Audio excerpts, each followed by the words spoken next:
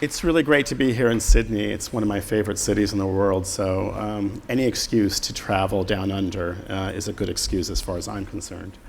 The quote that you see up on the board right now, it does not come from Andy Warhol. It comes from the Harvard Business Review, a little bit drier.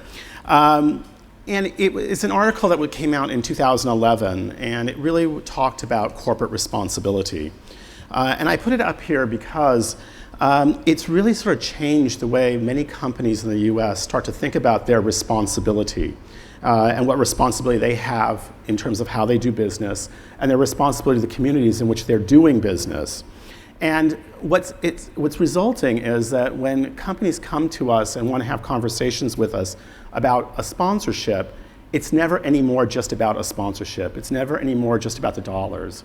It's about what can you do to help us be responsible corporate citizens, and how can you help us engage with our communities? And so what we find is that a lot of those traditional models and the traditional conversations we might have on sponsorship, they fall on deaf ears.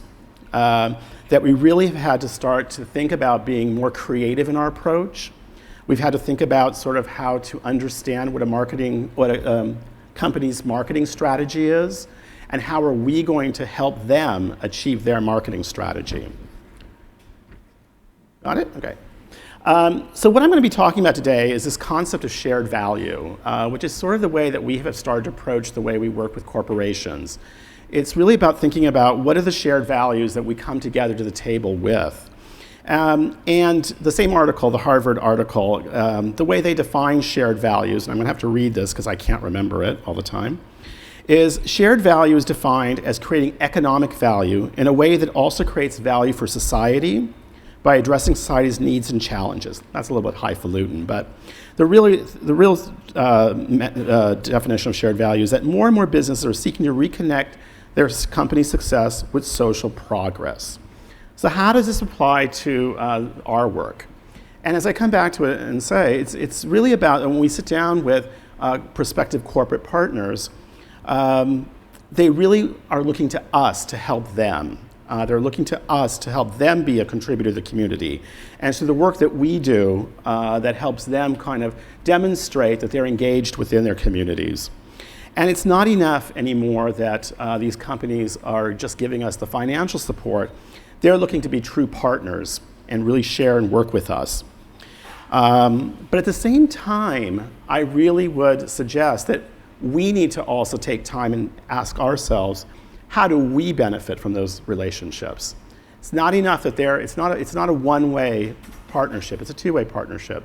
And we have to sort of always ask ourselves, it's not enough that you're going to benefit from this relationship, how are we benefiting? And what are we getting out of this relationship?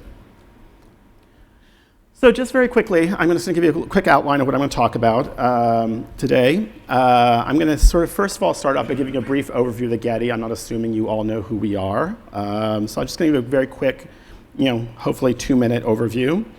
I'm then going to go into 3 examples of partnerships that two partnerships that we put together, and one partnership that I'm extremely jealous of, and you'll see when I get there why I'm jealous of it, with another institution in the US.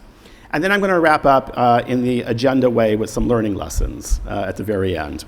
And of course, I look forward to answering your questions. I really like to answer questions. It's my favorite part. So, all right, how many of you have ever been to the Getty? Good. How many of you have heard of the Getty? Oh, great, okay. That helps. Sorry, I need to put on my glasses because I can't see my own slide. What you may not know is the Getty is a fairly young institution. We were founded in the 1970s as a museum, but the modern Getty that you're familiar with today was actually created in the 1990s. So unlike institutions across the US like the Metropolitan Museum of Art or the Art Institute of Chicago, we're only about 20 years old. So we're very young. We're a very large institution. We have about 1,200 staff who work at the Getty.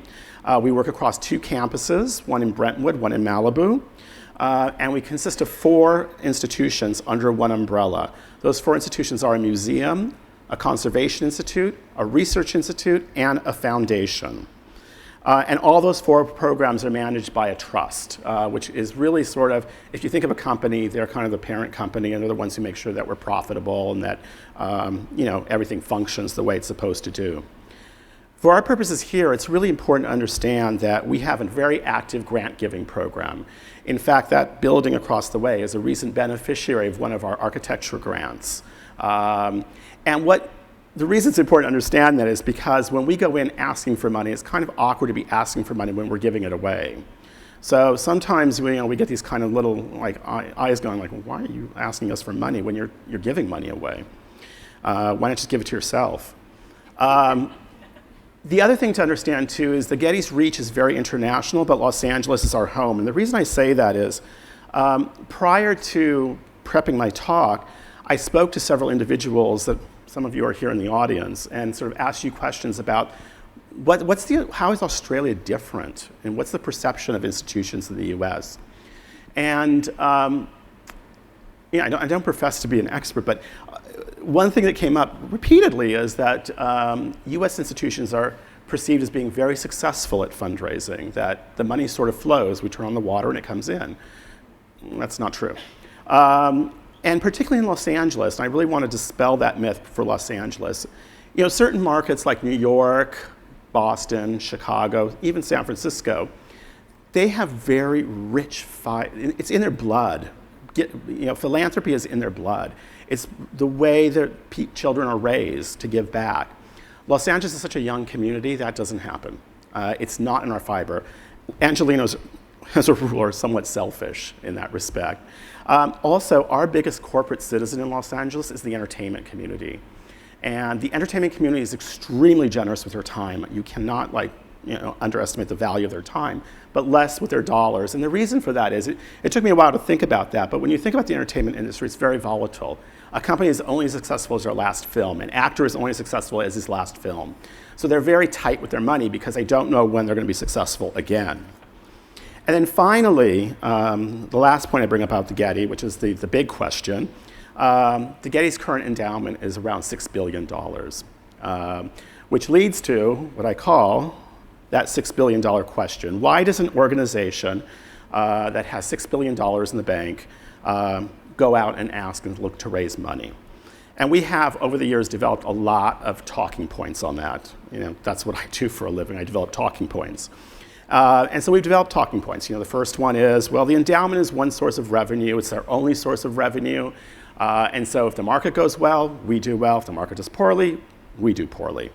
The second talking point we developed is that the endowment grows at one pace, like this, but our expenses grow at that pace. And so over the years, there's more and more money that we need to find, to make up, or we have to cut our programming in order to meet the balance. And the third one, which is our most recent one, is that our aspirations are frequently greater than the dollars we have available. And those are the things that we will tell. If anybody asks why we're seeking to raise money, those are what we'll say. But what I say internally, and what I say to my team, and what I say to the people in-house, that's not really all the reasons why we raise funds. The reasons we raise funds is that sponsorships is not always about need. It's about the opportunities that you get. And what do I mean by the opportunities?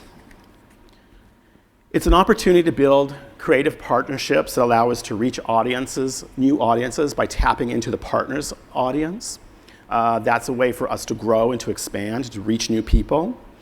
It's a way to demonstrate that we can be good collaborators, that we're a really collaborative group, that we're willing to work with a partner, we're willing to understand their marketing goals, we're willing to help them meet their marketing goals. It's a way for us to pursue unique initiatives, and I'll be talking about 2 unique initiatives that we pursued, and ones that we probably would not ever do on our own. In pursuing those unique initiatives, it's a way that we are able to expand our budget because we're able to take on things that we would never have thought of or never have thought of doing or could afford to do. And then finally, partnerships help to expand our base of support by working with companies that we probably, under normal circumstances would not work with. And so it kind of gives a reach out there into new organizations. So what I'm going to do now is I'm going to talk through 3 examples. The first 2 are ones that I actually was involved in putting together. with 2 different corporate partners. And the third one is an example from another institution. So the first one is Wachovia. Wachovia is a East Coast-based bank, very prominent on the East Coast of the United States. In 2007, the summer of 2007, they were expanding into Southern California. They branded themselves as a community bank. They were part of the community. That was sort of part of their message. They were very active in the communities they did business. And they had a very strong philanthropic mentality. They were very much involved philanthropically in the communities. So when they came to Southern California, they came to us and said, how can you help us expand our reach into Southern California? How can you help us demonstrate that we are part of the community and that we're philanthropically involved? In terms of looking at sort of what the timing of their expansion and what their plans was, we literally sat down with them and talked through their marketing plans and looked at their marketing plans. And in looking at it, we said, well, we're doing an exhibition that same summer that you're launching. The exhibition is called Oudry's Painted Menagerie, and it was paintings by a French artist, Jean-Baptiste Oudry, of animals in the King's Circus, in the French King's Circus, zoo. And we thought that was going to be a perfect match for them because it was going to be a real crowd pleaser. It's very, PC, very correct. We were very kid-friendly, very audience-friendly. It was going to be really cute. And so we said, we think you should become the sponsor of that exhibition, the lead sponsor. And so we developed what was a very traditional sponsorship deal. Here we see the promotional materials. And as we talked before about logo placement, we placed the logo everywhere. And that was the very traditional part of the sponsorship arrangement. But then they said, we really would like to do more. We want something more, something unique, something that is not just this, the traditional logo placement. And so we sat and we thought, okay, what could we do? What would be really interesting to them? And what would be interesting to us? And so in partnership with Wachovia, we developed a series of community events. We did about a dozen of these in the community, where we took the exhibition. For those of you who've been to the Getty, we're on a hill, and we get criticized for that all the time because we're on a hill. So we came off the hill and went into the community and took these art-making activities, which is a finger painting, which was the centerpiece, where we did finger painting for kids and their parents to sort of develop an image from the exhibition. And we took it into the communities and developed these 12 community events, some of them in conjunction with grand openings around the Wachovia branches. And we brought the communities together, and the kids came out, the parents came out, and we all together, they created, which was this finger painting leopard. What was great about this is for Wachovia, they looked like a true member of the community. They were involved in the community. I should mention, they paid for all of it.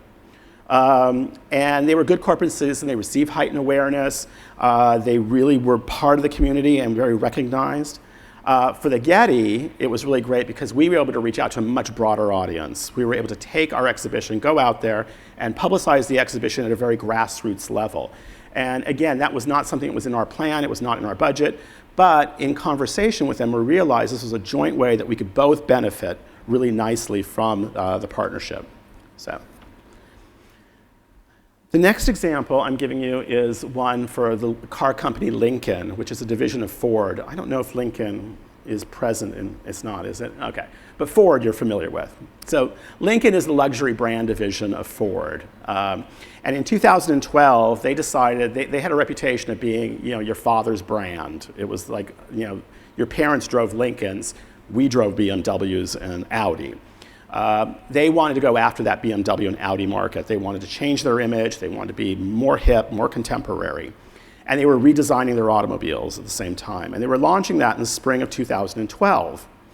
As part of their marketing campaign, they were aligning themselves with art, fashion, and entertainment. And they were going to do that through partnerships, but they were also going to do that by creating a very unique branded website that promoted those messages in their partnerships. That was all going to be launched at the New York Auto Show in April of 2012.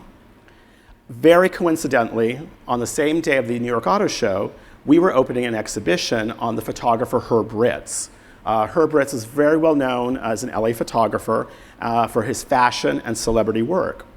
And so it just seemed perfect. We said, like, come on, this is logical. It aligns with your brand and what you're thinking of. It gives you access to, the name Herb Ritts, which is a very prestigious brand and one that's very known, a very known name in the US.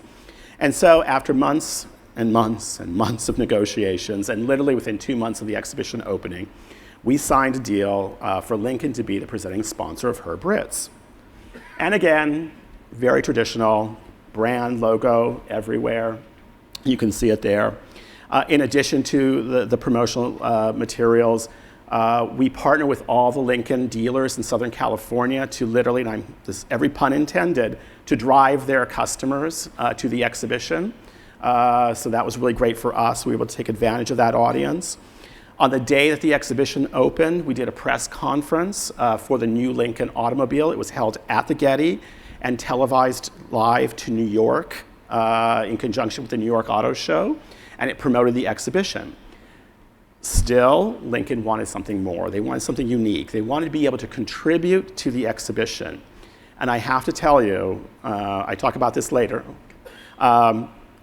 that was a little bit difficult for our curators and for our management team. Like, okay, how are they going to contribute to the exhibition? So after a lot of discussion with them, we came to an idea of doing a documentary film on Herb Ritts. The beauty was that many of the people who had been photographed by Herb Ritts, who worked with Herb Ritts, were alive. And so there was an opportunity to create a special documentary film around Herb Ritts. This documentary film was shown in our theater, one of our orientation theaters on sites during the run of the exhibition. It was posted onto the Lincoln website that I mentioned earlier. But from a marketing standpoint, and most important to me is, Lincoln had a partnership with United Airlines to provide content on flights in United Airlines. On every flight from New York to Los Angeles, this film was shown, with an end promotion of the Getty as a destination to go see the exhibition. I don't have enough money in my marketing budget to pay for that. There's just no way.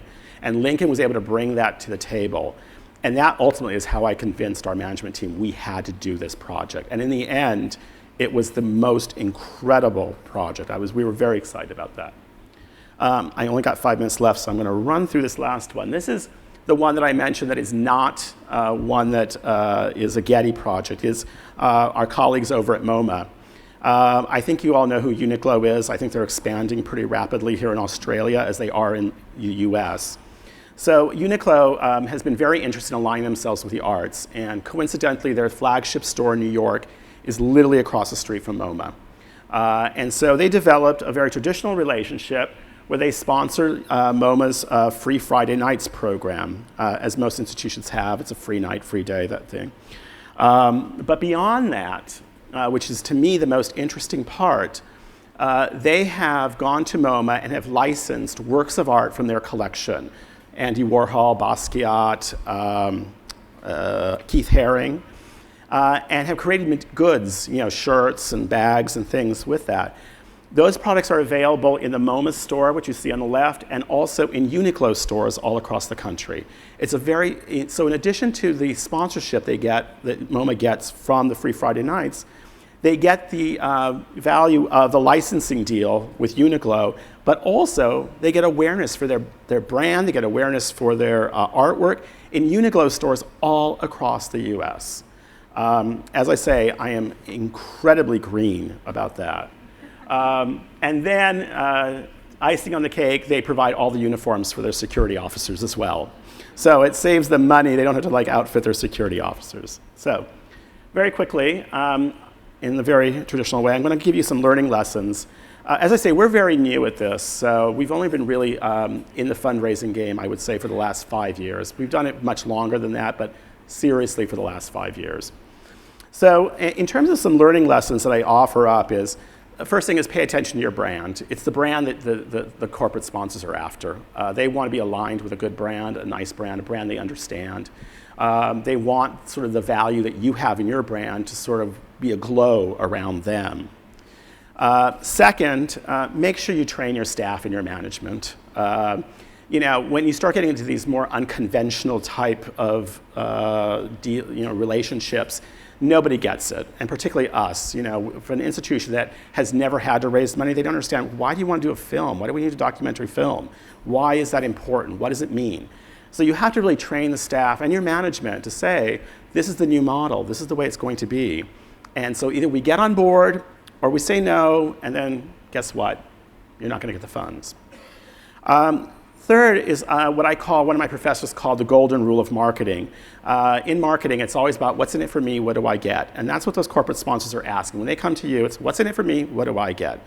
And I think it's okay to answer that question, but also don't be afraid to turn the table around and say, okay, what's in it for me and what do I get? And be bold about that. Tell them that, this isn't going to work unless it's 50-50. And you have to be very clear on that they understand that you're going to benefit as well. And finally, I don't talk about it here, but it's something that we are becoming more and more aware of, is don't lose sight of your digital audiences. All of us are spending a lot of time, on Facebook and Instagram and Twitter, and it's this competition of who has the most followers. Don't forget that they are your people too. And think about the programs that you can do with corporate sponsors, start integrating them into your social media, because I'm finding, particularly in the last few months, the last year, that's a question we get asked a lot. And so we're thinking a lot about, sort of, as we go forward, how are we going to engage corporate sponsors into our social media efforts? So that's all I got for tonight. Good.